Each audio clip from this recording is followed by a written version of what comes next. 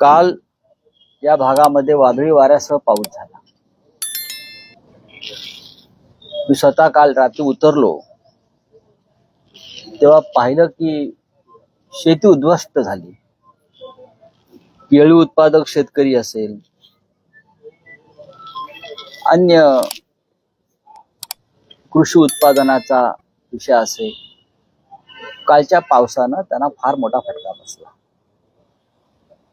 पण अजूनही खरं म्हणजे तात्काळ सरकारकडून किंवा इकडल्या पालकमंत्र्याकडून, इकडल्या जिल्ह्यातल्या आमदारांकडून त्याच्यावरती तात्काळ संवेदना व्यक्त करणं गरजेचं असतं। पण मला तसं दिसत नाही। पालकमंत्री, इतर मंत्री, आमदार यांच्याकडून शेतकऱ्यांना नुकसान भरपाईची मागणी व्हावी व तात्काळ मदत मिळावी यासाठी पावलं उचललेली दिसत नाही। आता पंचनामे, मोजण्या या गोष्टी होतील, त्याला काय अर्थ नाही। पण शेतकऱ्याच्या घरामध्ये कालपासून जो आकांत मला दिसतो, काही शेतकरी रात्री भेटले, सकाळी भेटले,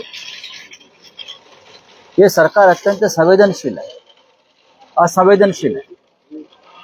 आणि विशेषतः जळगाव मधले जे लोक मंत्रिमंडळामध्ये किंवा सत्तेमध्ये आहेत त्यांच्या संवेदना ठार मेलेल्या आहेत। 24 तास राजकारण, कुठे आहेत गिरीश महाजन,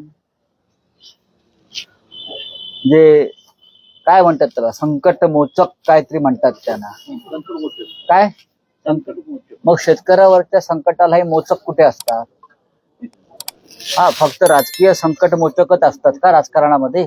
मंत्री म्हणून जनतेवर जेव्हा संकट येतात, शेतकऱ्यांवर संकट येतात, तेव्हा हे संकट मोचक काही जाणीवेने करताना दिसत नाहीत। फक्त आमदार पळवणं, नगरसेवक पळवणं, पक्ष फोडणं हे संकट मोचकाचं कर्तव्य आहे का?